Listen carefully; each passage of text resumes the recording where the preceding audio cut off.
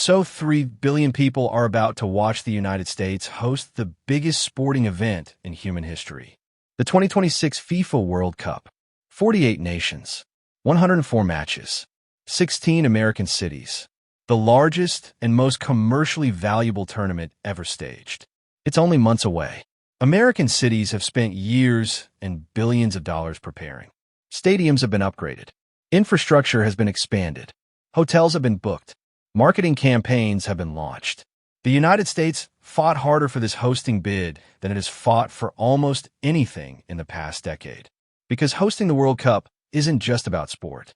It's about showing 3 billion viewers that America is still the center of gravity, still open, still capable, still the place where the world gathers for its greatest moments. And then Donald Trump made it impossible for half of them to get in. The expanded travel ban, executive restrictions affecting nationals from more than 40 countries across Africa, the Middle East, Central Asia, and beyond, has collided head-on with the most universal event on the planet. Players who qualified can't guarantee entry. Coaching staff can't get visas processed in time. FIFA officials from restricted nations face months-long vetting delays. Credentialed journalists can't confirm press access.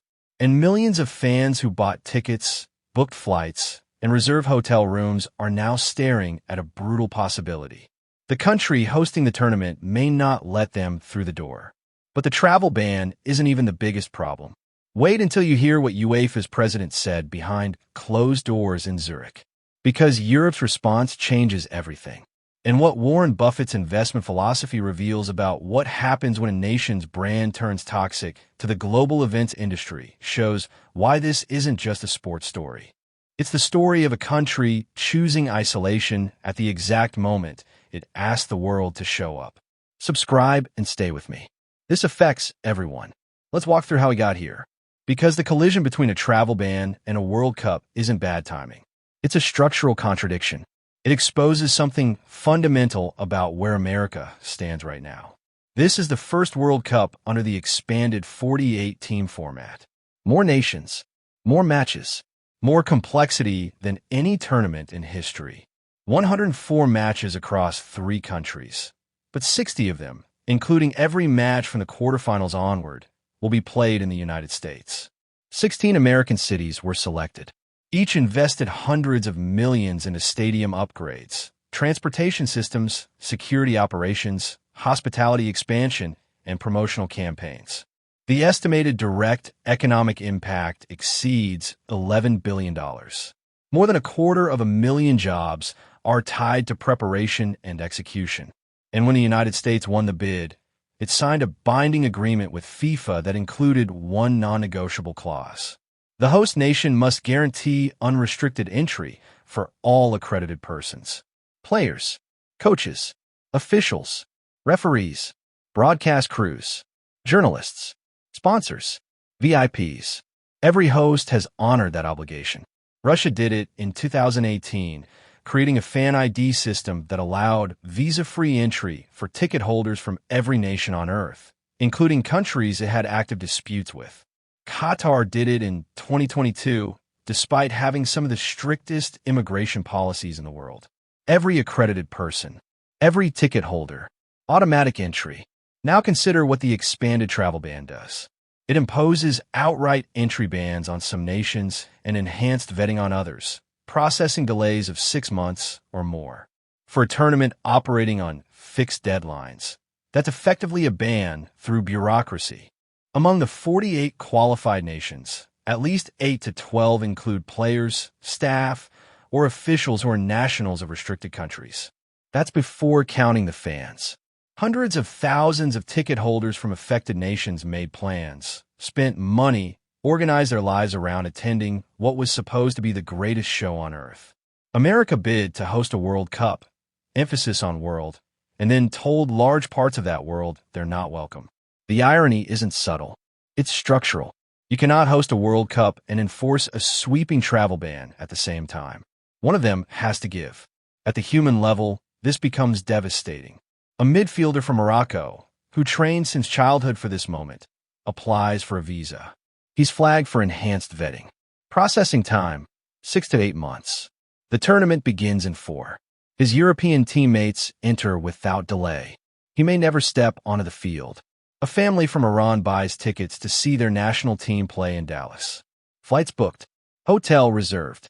Their 12-year-old son counts down the days wearing his team's jersey. And then they're told they cannot enter the United States. The seats they saved months to afford will sit empty. A journalist from Sudan, credentialed by FIFA, denied entry. A referee from Libya, facing indefinite review. A team doctor from Iraq told there is no estimated timeline for approval. These are not hypotheticals. They are statistical certainties when you overlay a travel ban affecting 40-plus countries onto a tournament involving 48 nations.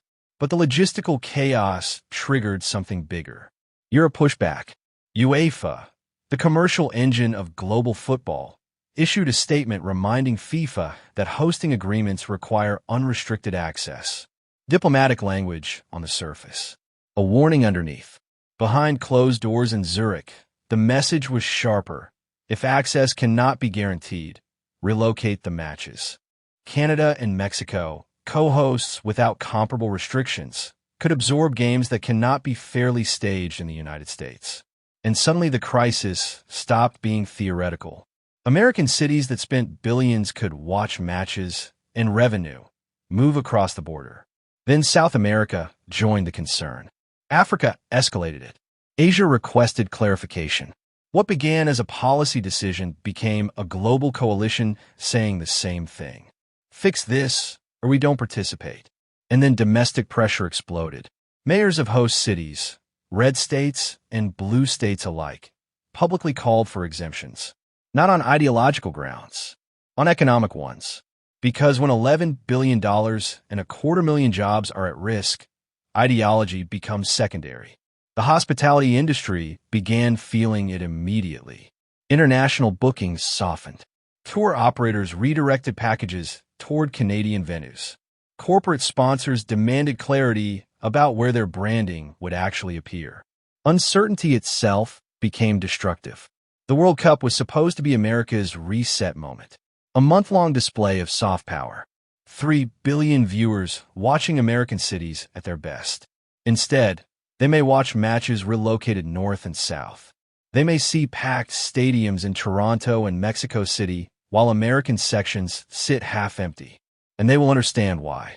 The signal to the world extends far beyond one tournament. If the United States can override contractual hosting commitments with sudden domestic policy shifts, every global organization must now price in political risk. And this is where Warren Buffett's philosophy becomes relevant. Buffett built his career on one core insight. Reputation is the most valuable asset any institution possesses. It takes decades to build and minutes to destroy. America's hosting reputation was built over 40 years of flawless execution. Olympics, World Cups, Super Bowls, global conferences. A simple message repeated for decades. Come here. You're welcome. That brand, worth hundreds of billions in cumulative economic impact, is now under strain from a single policy decision. Buffett avoids institutions that actively work against their own long-term interests. He has watched industries sabotage themselves through short-term thinking and ideological rigidity. And right now, America risks looking like the ultimate self-saboteur. So what happens next? There are 3 paths. First, exemptions. The White House carves out World Cup-specific waivers. This solves immediate logistical issues, but damages credibility.